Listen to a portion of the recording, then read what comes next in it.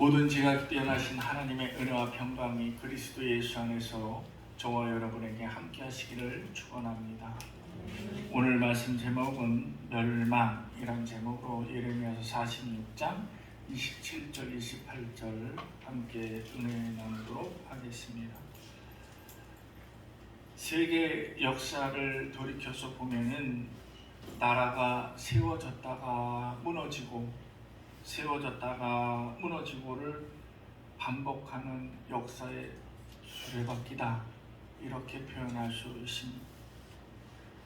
성경에 등장하는 강대국들이 있습니다. 바로 애국과 아수르와 바벨론과 메데페르시아와 로마로 이어지고 있는 역사를 기록하고 있는 역사서이면서 성경이야말로 살아있는 역사서라 할 수 있습니다. 그래서 역사학자들이 자주 성경을 참고로 또는 인용을 하고 있습니다. 그런데 우리 기독교인들은 그 역사 속에서 존재하는, 그리고 이 성경 안에서 존재하고 계시는 하나님을 발견하게 됩니다. 또 그 안에서 역사하시는 하나님을 분명 찾아야만 합니다. 오늘 말씀을 보면은 46장, 49장에 멸망의 역사가 기록이 되어 있습니다.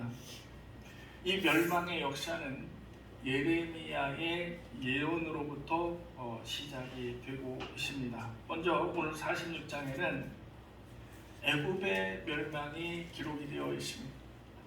여러분, 이런 얘기 들어보셨죠? 영원히 해가 지지 않는 나라. 어디예요? 네? 영국이죠. 그러면 모든 길은 어디로 통하나? 로마로 통한. 이 두 이야기를 익히 들어서 알고 있는데 이 두 이야기에 공통점이 있습니다. 그것이 뭐냐면 멸망하지 않을 것 같은 강력한 나라였다라는 것입니다. 아주 영원히 계속 이 부유함이, 그리고 이 지배력이 영원히 계속될 것 같은 의미를 포함하고 있는 것이 해가 지지 않는 나라요, 또 모든 길은 로마로 통한다, 이렇게 표현을 하고 있습니다. 성경의 역사적으로 애굽은 아주 강력하고 강대한 나라였습니다. 왜냐하면 이 비옥한 땅과 그리고 물을 가지고 수자원이 있었어요. 이 수자원이 어디예요? 나일강이죠. 나일강 때문에 그 비옥한 토지를 유지할 수 있었고, 또 이로 인해서 애굽이 아주 굉장히 부자 나라로 살 수가 있었습니다. 이 나라의 종교는 태양신을 섬기고 있었습니다. 애굽의 왕은 인간이 아니었어요. 그 사람들이 생각할 때 애굽의 왕은 태양신의 후예로서 이 태양신의 후예인 인간의 경지를 뛰어넘은 왕이 우리나라를 다스리고 통치하고 있기 때문에 애굽의 모든 신하와 백성들은 이 왕에게 절대적인 독종을 맹세를 해야만 했습니다. 그런데 이런 강력한 나라도 하나님께서 한번 손을 대시면은 바람 앞에 등불인 것입니다. 오늘 말씀에 우리는 이렇게 강력한 나라의 멸망의 소리를 듣게 되는 것입니다. 46장 2절을 보면 갈그미스 전투에서 애굽과 바벨론이 맞서게 됩니다. 나라의 운명을 건 한판 승부가 이곳에서 벌어지게 됩니다. 그런데 이곳에서 이집트가 대패를 합니다. 이로 인해서 멸망의 길을 걷게 되는 애굽이었습니다. 7절 9절을 보면 이 애굽이 왜 망하게 됐는지, 애굽의 교만과 패배 원인을 기록하고 있었습니다.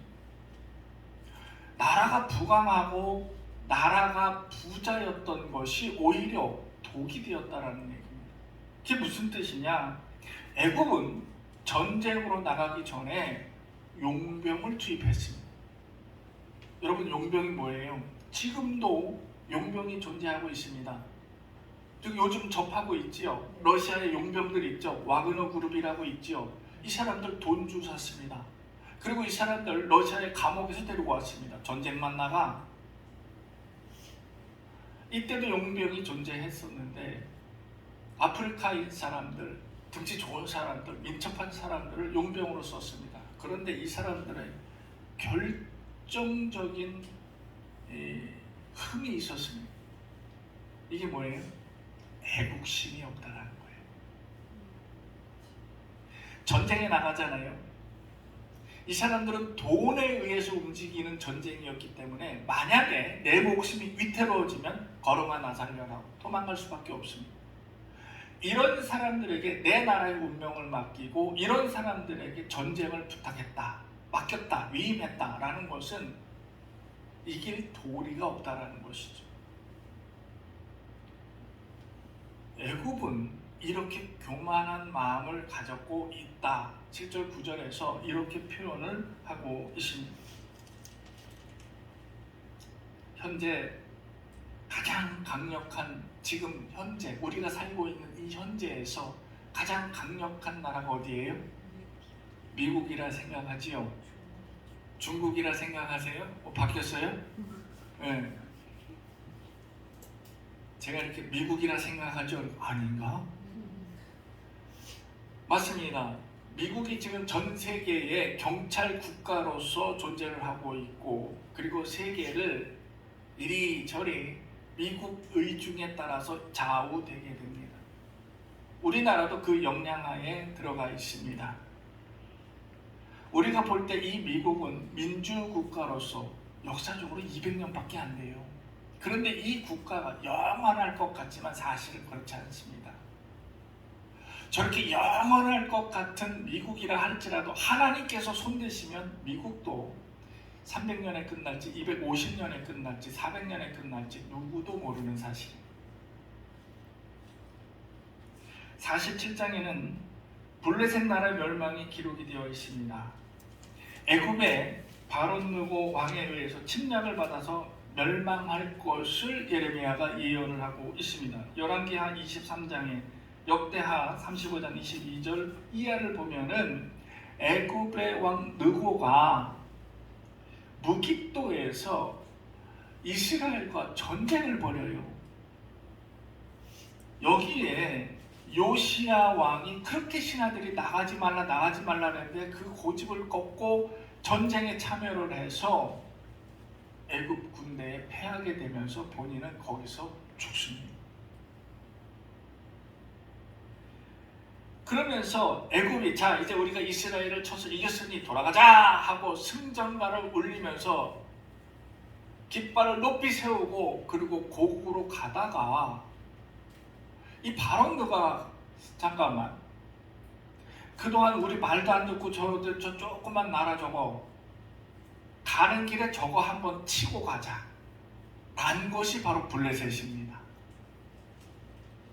그래서 이 47장 2절에 보면은 그들의 아주 무시무시한 세력에 대해서 무시무시한 군대에 대해서 표현을 해놓고 있습니다.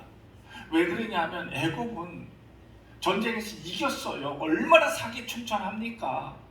이 사기충천한 군대를 거느리고 대군을 거느리고 가다가 조그만 나라 하나 짓밟는 것은 유도 아니죠.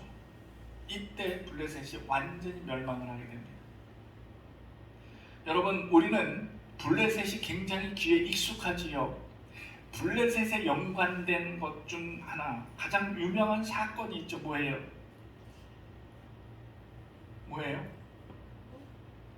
아하, 그럴 텐데. 다윗과 골리앗. 이 골리앗이 바로 블레셋 사람이었습니다. 그때 다윗과 사울과 블레셋이 전투를 이루는 전쟁 과정 중에 다윗이 뛰어나와서 골리앗을 쳤던 거예요. 이 다윗과 골리앗, 믿지 않는 불신자들도 너무 잘 아는 사건이고, 그리고 여기에 맞게 다윗과 골리앗의 이 인용을 하게 되는 그런 유명한 사건이지요. 두 번째 사건은 사무엘상에 보면은 이스라엘과 블레셋이 전쟁을 하고 있는데, 근데 이스라엘이 착각을 한 게 하나님의 법궤를 들고 나가면 무조건 전쟁에서 이길 것 같은 그런 내용이. 그래서 하나님의 법궤를 들고 나갔다가 그랬다가 대패를 하게 되고 블레셋에게 어떻게 돼요? 하나님의 법궤를 빼앗기고 말죠. 그래서 자기네들이 모시고 있던 다곤 신상, 다곤 신전에다가 갖다 놨더니 그 다음날 다곤 신상들이 엎어져 있었다는 거예요. 하나님의 법궤에. 야, 이거 큰일 났다. 그리고 자기네 나라 곳곳으로 옮겨오다가 여기다 갖다 놓고 여기 이틀 갖다 놓고 3일 갖다 놓고 이렇게 하다가 보니 가는 곳곳마다 나라에 온갖 재앙이 내렸다라는 것이죠. 여기 등장하는 게 베스메스로 가는 두 암소 이야기가 나오는 거죠. 이게 바로 블레셋과 연관된 내용이었습니다. 이스라엘 사람들은 이 블레셋을 이렇게 부르는 저 할례받지 못한 사람들이라고 비하하면서 그 내포된 의미는 뭐냐면 저들은 하나님과 전혀 관계가 없는 사람들이다 라고 이야기를 하고 있습니다. 그런 뜻을 의미하고 있습니다. 이스라엘과 블레셋은 아주 국경 하나 사이를 두고 지척간에 있었습니다. 그런데 가깝고도 먼 나라, 마치 우리와 일본과도 같은 그런 관계. 그런데 이 블레셋의 존재는 뭐냐? 바로 이스라엘을 교육시키고 훈련시키고 훈육시킬 때 사용됐던 나라가 블레셋이었습니다. 예레미야 48장은 모압 족속의 멸망을 기록하고 있습니다. 모압 족속은 우리가 익히 들어 잘 알고 있지만 창세기에 등장을 하지요. 아브라함의 조카 누구? 롯. 네, 롯과 큰 딸의 소생이 바로 모압 족속입니다. 이 모압에 관해서 성경에서 우리가 기억할 만한 내용이 있습니다. 이스라엘이 애굽을 탈출해서 나올 때 그때 등장한 것이 발락과 발람 선지자 이야기입니다. 그죠? 발람이 하도 말을 안 들으니까 당나귀가 말을 했잖아요. 이 멍청한 놈아 라고 욕을 하면서 제발 좀 하나님 말 좀 들으라고 라는 유명한 사건이 있었지요. 이때 모압의 왕이 발락이었습니다. 그리고 구약 성경 룻기의 주인공인 룻이 등장합니다. 그녀의 시어머니가 나오미였어요. 그리고 이 나오미가 며느리를 데리고 모압 땅에 살다가 이스라엘로 복귀해서 보아스라는 친척을 만나서 자기 며느리를 재가를 시켜줍니다. 모압 여인을. 그래서 보아스와 재가를 해요. 그래서 결혼을 합니다. 그래서 낳은 아들이 있고 손주가 있습니다. 이게 바로 누구냐?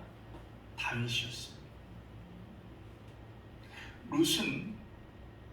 룻은 바로 다윗의 증조 할머니였습니다.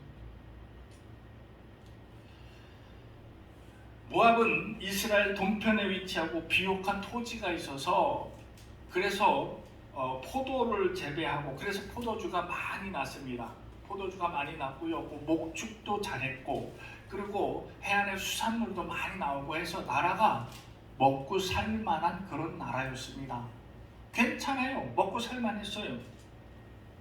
신명기 2장 9절에 보면은 이스라엘이 출애굽 했을 때 이 모압에 대해서 하나님께서 내가 이 모압 족속에게 그 땅을 허락했으니 침범하지 마라. 넘보지 마라. 거기 건드리지 마라. 내가 허락했다라고 말씀하십니다. 그러면서 이스라엘의 친족이 바로 모압이다라는 것을 호지해 주십니다. 그런데 신명기 23장은 이스라엘과 모압의 친척 관계 맞잖아요. 조상으로부터 올라가면 친척 관계 있잖아요. 그런데도 그렇다고 해서 이스라엘과 함께 할 수는 없음을 분명히 밝히고 있습니다. 이게 무슨 얘기냐면 이스라엘이 이온 남성들이 총회로 모일 때에, 절기에 모일 때에 이 총회에 들어오지 못할 이방인들 중에 모압이 속해 있다는 거죠. 함께 할 수 없다는 거예요. 이스라엘의 대소사를 논의할 수 없다는 거예요. 예레미야는 이 모압 족속의 교만으로 멸망을 당하는 것을 보면서 굉장히 슬퍼합니다. 그러면서 하나님의 말씀을 전하는데 마지막에 나중에 먼 훗날에 너희들을 구원해 주실 것이다. 예레미야 49장은 암몬 족속과 열방국 멸망에 관한 기록이 되어 있습니다. 암몬 족속 멸망에 관해서 기록된 말씀이 49장 1절에서 6절의 말씀입니다. 에돔 족속 멸망에 대한 것, 또 아람 민족과 아라비아 민족 족속들에 대해서 기록이 남긴 것이 바로 예레미야 49장입니다. 모압과 암몬은 똑같은 조상을 두고 있습니다. 바로 롯의 후손이죠. 이스라엘과 친척 관계에 있지만은 그러나 가까운 내 이웃보다 못한 그런 친척 관계에 있습니다. 모압과 마찬가지로 암몬 역시도 이스라엘을 발목 잡기 아주 혈안이 된 듯한 그런 모습들을 보이고 있습니다. 암몬은 특히 그들이 믿는 금오스신이나 몰렉신 같은 경우에는 사람을 제물로 바치는 제사를 지냈습니다. 그래서 가끔 성경에 이렇게 얘기합니다. 자기 자녀를 불 가운데로 지나게 했던 밀고매신, 이런 것들을 섬기는 이 사람들, 인신 제사를 지냈던 종교를 가지고 있는 암몬 자손들입니다. 하나님께서는 49장 14절 이하에, 23절 이하에, 28절 이하에 에돔과 아람과 아라비아의 민족들을 내가 멸해버리겠다라는 말씀을 전하고 계십니다. 그런데 여기서 특이한 것을 발견하게 됩니다.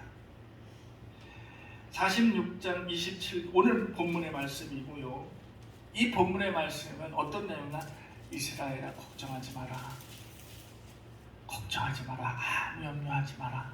지금 너희가 고난을 당할지라도 걱정할 것 없다. 이렇게 말씀해 주십니다.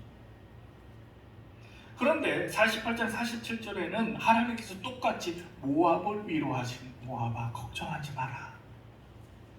먼 훗날 내가 너희를 구원해 주겠다. 또한 49장 6절에 암몬을 위로하고 계십니다. 암몬 민족이야, 먼 훗날 내가 너희를 구원하겠다 라는 위로의 말씀을 보여주고 계십니다. 저는 이것을 보면서 참 하나님께서 멸망당할, 내가 지금 죽게 생겼는데 하나님께서 또 거기서 또 희망의 메시지를 던져주고 계시는 모습이에요. 하나님은 우리를 사랑하시되 끝까지 사랑하시는 분. 이 멸망의 역사, 이거는 하나님의 계획이셨고 또한 새로운 출발이었다라는 사실을 깨달았습니다. 멸망이 끝이 아니라는 것이죠. 앞으로 구원의 메시아께서 여러분들을 구원해 주실 거예요 라는 희망의 메시지를 던져주셨다는 것입니다. 앞에 거명된 민족들과 나라들은 우리 구약 성경에 기록된 내내 이스라엘의 역사와 함께 했던 나라들이었습니다.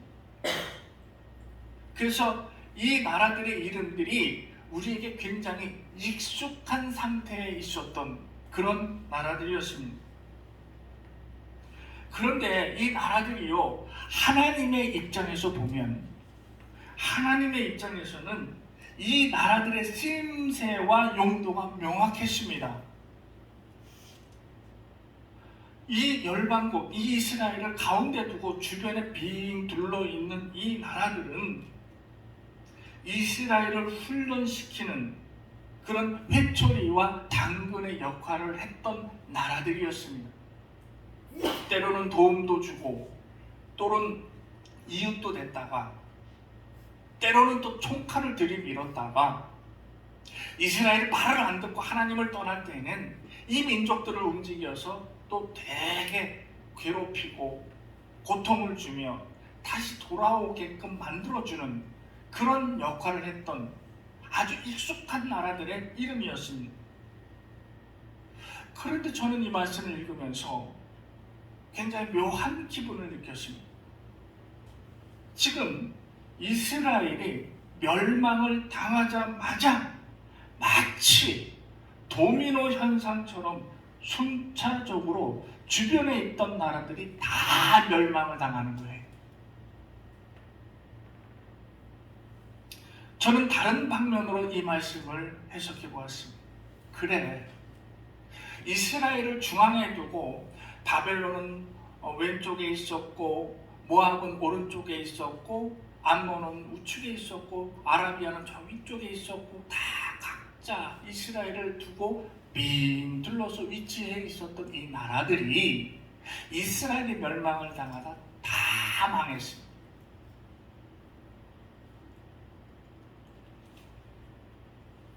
이 의미는 지금 우리가 지켜야 할 주체가 사라지자마자 주변이 싹 다 정리가 되는 모습입니다. 이스라엘이 멸망을 당하자 이들의 존재 이유 자체가 사라져버린 것입니다.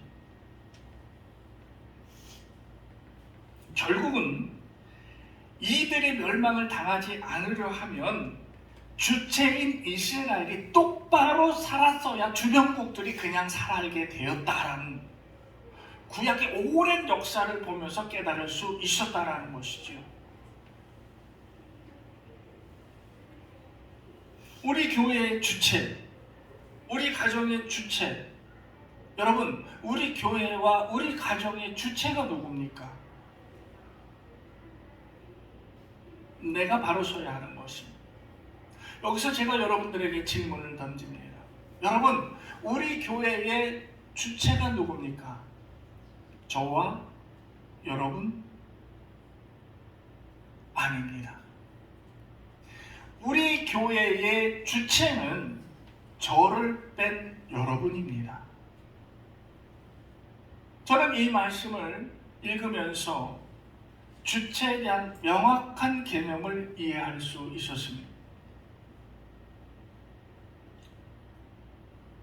여러분들이 교인 등록을 하지요.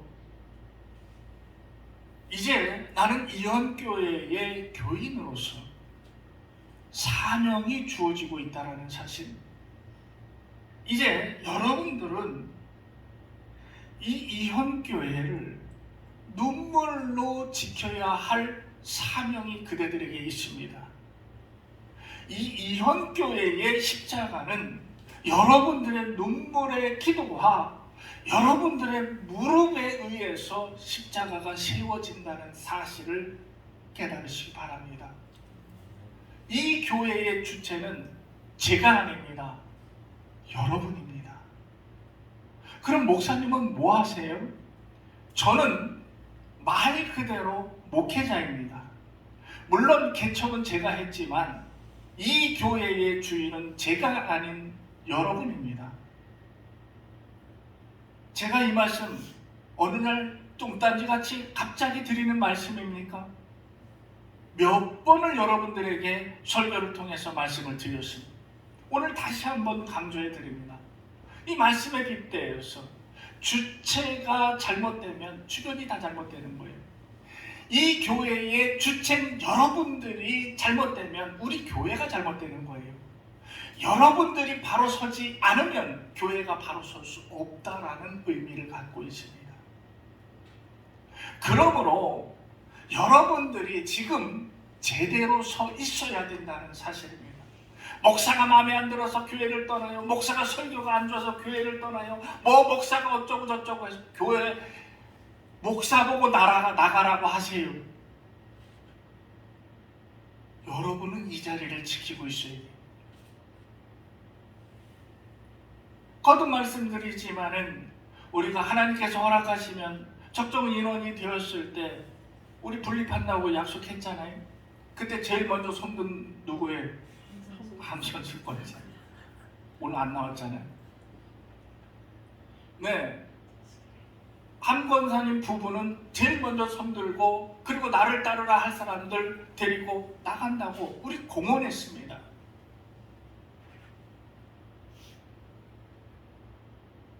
그리고 나머지는 박수 쳐서 보내드리고 함께 기도하고, 여러분들은 이 교회를 지켜야 돼요. 제가 지키는 게 아닙니다. 마찬가지로 여러분, 가정의 주체가 누굽니까? 여러분, 이 가정의 권력 서열을 제일 정확하게 알 수 있는 거 누구한테 물어보면 되냐? 강아지한테 물어보면 돼요. 키우는 개가 제일 잘 알아. 권력 서열 1위 엄마, 2위 언니, 3위 오빠, 4위 지가 4위야. 5위는 이제 늦게 들어오는 아빠. 내 쫄다고 왔다. 강아지한테 물어보면 우리 집안의 권력 서열을 제일 잘 알아. 그러면 그게 중요한 게 아니라 그 권력 서열의 1위가 되고 있는, 이 주체가 되고 있는 엄마가 똑바로 살아야 된다는 거예요. 엄마가 어떻게 똑바로 살아야 되느냐? 신앙에 근거해서 믿음으로 이 가정의 역사를 지키고 나가야 된다. 엄마가 믿음이 쓰러지면 그 밑에 권력서열 2위부터 5위까지 다 쓰러진다는 거예요. 성경이 똑똑히 보여주고 있지 않습니까? 이스라엘은 쓰러지자마자 도미노처럼 연쇄 반응으로 다 쓰러지고 있다는 사실. 여러분, 작년에 우리는 세 분의 권사님이 질문했습니다. 기억하시죠? 이 세 분의 권사님 분명히 하나님 앞에, 여러분들 앞에서 약속을 했습니다. 세 분 권사님은 순장조라 했습니다. 순장이 뭐요? 이 교회의 뼈를 묻는 거예요. 다른 분들은 다 보낼 수 있습니다. 그래서 다른 교회에서 열심히 섬길 수 있습니다. 우리 교회보다 더 열심히 섬긴다면 가세요. 그런데 여러분 세 분은 이 교회의 기둥이 되어야 된다고 분명히 말씀을 드렸습니다. 목사인 저는 보따리 싸고 떠날지언정 여러분들은 보따리 싸고 떠나면 안 된다는 사실. 주체가 존재하고 있어야 된다는 사실. 가정에서도 마찬가지입니다.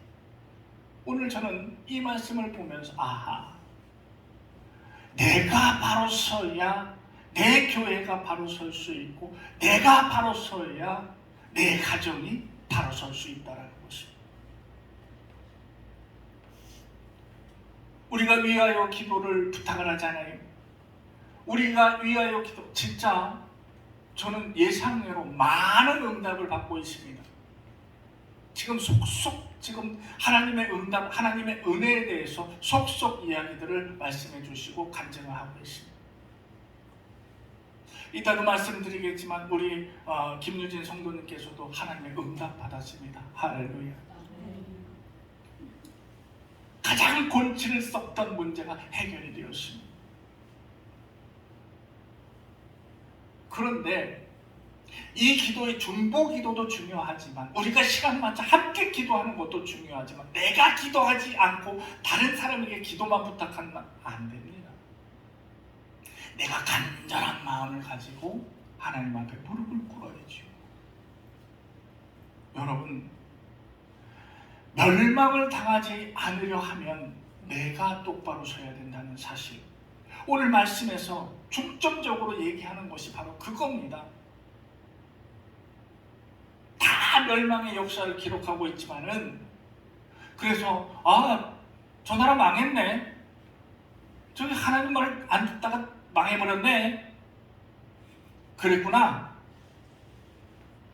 이게 아니고 왜 그리 되었는가를 우리가 깨달아야 된다는 사실.